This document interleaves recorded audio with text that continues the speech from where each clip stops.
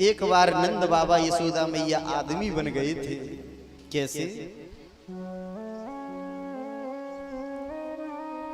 नंद बाबा द्रोड़ नाम के वसु थे। इनकी जो पत्नी है यशोदा मैया वो धरा थी, गरीबी बहुत थी। ये जंगल में नंद बाबा लकड़ी लेने के लिए जाते थे और जो लकड़ी बिछ जाती थी उससे घर गृहस्थी का भोग करते थे, पालन करते थे। एक दिन क्या हुआ, आज जैसे ही नंद बाबा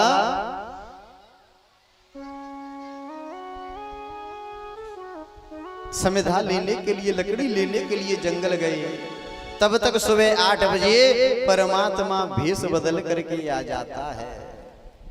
और इनका एक नियम था कि दरवाजे पे जो कोई आ जाए उसे 2 रोटी खिलाया करते थे।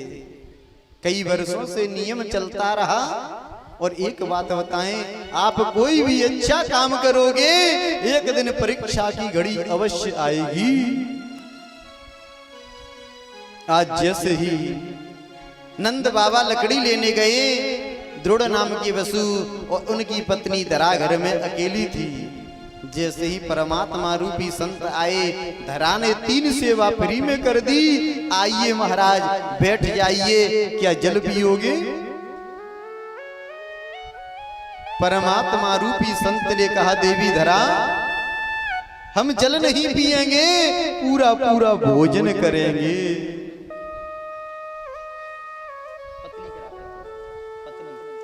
धरा ने सोचा कि अभी ठीक 8 बज रहे हैं, संत अभी भोजन मांग रहा है और पति देव 12 बजे आएंगे, 1 बजे लकड़ी बिछेगी, तब 2 बजे जाकर के भोजन बनेगा। और घर पे कोई सामान अन्न तक नहीं है, आटा दाल तक नहीं है। क्या करें?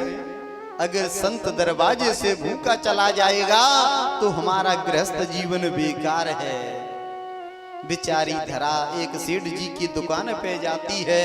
कहा, सेठ जी एक महात्मा जी के लिए आटा दाल सामान दे दो और आपको 2 बजे पैसे दे दूंगी। तो सेठ जी ने कहा, धरा हमने चैत की नवरात्रि से उधार बेचना बंद कर दिया। धरा ने कहा, सेठ जी अभी 8 बजे उधार मांग रही हूं, 2 बजे पैसे दे दूंगी 6 घंटे के लिए। सेठ जी ने कहा, देवी धरा उधार चाहे 6 घंटे का हो चाहे 6 महीने का, उधार तो उधार होता है। सेठ जी ने मना कर दिया। धरा वहां से जैसे ही चलती हुई रास्ते में सोच रही है, हे प्रभु आज इतनी गरीबी है कि एक संत को खिलाने के लिए आटा दाल सामान तक नहीं है। रास्ते में एक पिंजड़े में 2 शेर के बच्चे दिखाई दिए। जैसे ही धरा ने देखा कि पिंजड़े में शेर के बच्चे बंद हैं, सैनिक कहा, भैया ये बच्चे क्या खाते हैं? कि ये ताजी मांस खाते हैं। आता है कि बाजार आज का आ गया कि नहीं, अभी मंत्री जाएगा लेने के लिए। धरा ने कहा, दोनों का काम बन गया।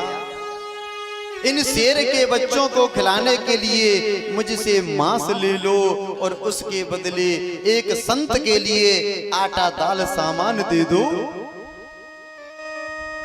सैनिक ने कहा, देवी आप कहां से मांस दोगी? कि चाकू मंगवाइए, छुरी।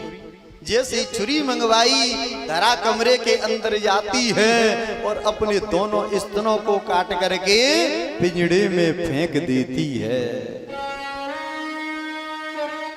जिस धरा के दोनों स्तन कट चुके होंगे, कितना रक्त बहा होगा। आज मंत्री रोने लगा कि हे प्रभु आज के समय भी ऐसे सज्जन हैं, ऐसी माताएं हैं जो संत सेवा के लिए अपना शरीर ही बेच देती हैं। देखते देखते रोने लगा। धरा घर पे गई, बेहोश हो जाती है।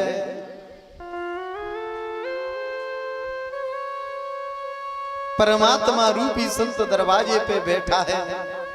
जैसे ही द्रोण नाम के वसु 1 बजे घर पे आए, देखा कि संत दरवाजे पे है और धरा सो रही है बेहोश।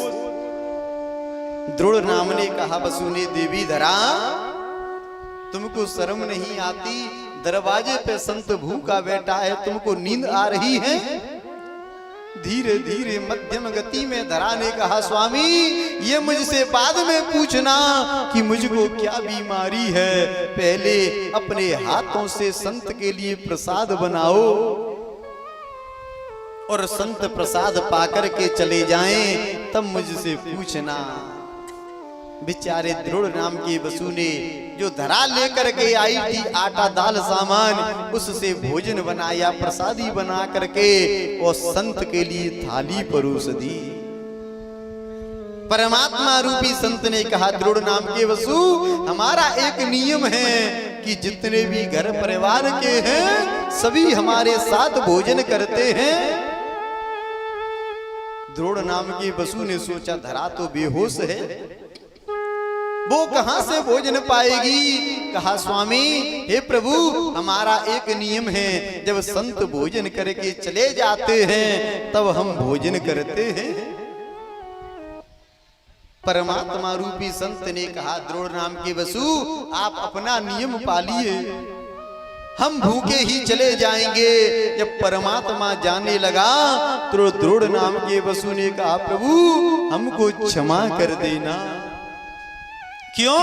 कि मेरे घर पे इतनी गरीबी थी कि आपको खिलाने के लिए आटा दाल सामान नहीं था।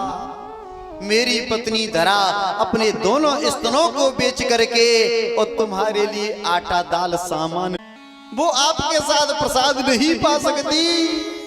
उसी समय परमात्मा प्रकट हो जाता है और कहने लगा, देवी धरा वरदान मानहूं।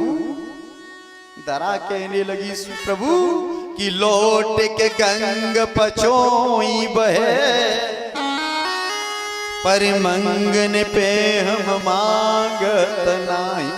हे प्रभु आप मेरे दरवाजे पे भिखारी बन करके आए हो, हम आपसे कुछ नहीं मांगेंगे। परमात्मा ने कहा, देवी धरा अगर भक्त मुझसे कुछ नहीं मांगता भार बढ़ जाता है, कुछ मांग लो।